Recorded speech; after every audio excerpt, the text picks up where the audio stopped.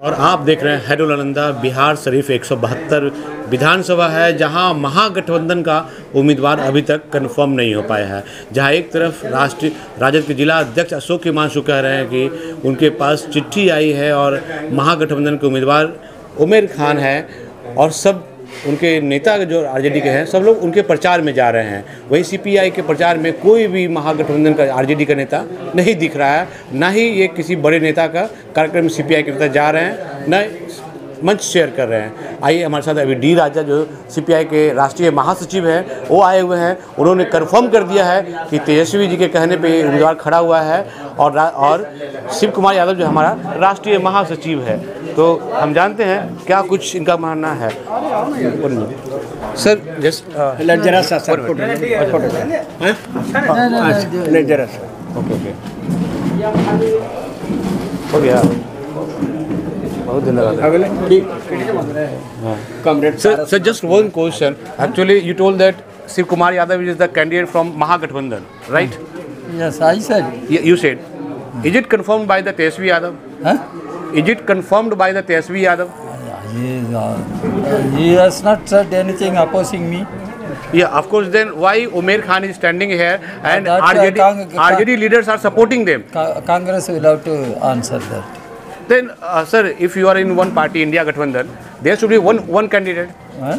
There should be one I candidate. explained, India Gathbandhan is a coalition. Yeah. Sometimes some frictions appear Then, on the seat sharing. do you accept that there is a friction in Bihar State Vidhan Sabha? Huh? There is friction in Bihar State No, Vidhan Sabha? politically Maga Gathbandhan is united. They are fighting against BJP, JDU combined. Politically no problem. But why, if you are in Mahagठबंधन, sir, if you are in Mahagठबंधन, I told you, if you don't want to listen, then yeah, I want to listen. I told you, we are part of a coalition, broad coalition. Right. At the time of seat sharing, some frictions appear, some disagreement appears. Right. That is how it has led to some fights among Maga Gathbandhan parties. But it does not mean Maga Gathbandhan is split. It should not be blown up. That's what I said. And our party is part of Maga Gathbandhan since beginning. And our party continues to be part of Maga Gathbandhan. That's all. But Rahul Gandhi came here and your leader not seen on the manch. I am here. I am here. They are not there.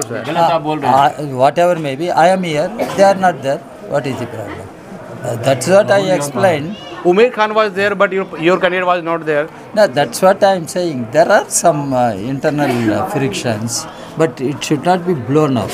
Okay. And it has not debased Maga Gathbandhan. But why you are not complaining that RJD leaders are not supporting your candidate? They are not going in the Jan Sampark with the Shiv Kumar Yadav. RJD leaders are supporting our candidates in many places. Jila Adhyaksh told that. No, that's what I am saying. In one or two places, some frictions are there. It means in Bihar, if there is a friction in the Mahagठबंधन. That is your interpretation. I am saying Maga Gathbandhan is a broad coalition. And at the time of seat sharing, some frictions here and there. Okay. That should not be blown up. That's all I say. See, आपने देखा मेरे साथ D राजा थे जो CPI के राष्ट्रीय महासचिव थे। उन्होंने कहा कि जब सीट शेयरिंग था उस टाइम फ्रिक्शन था।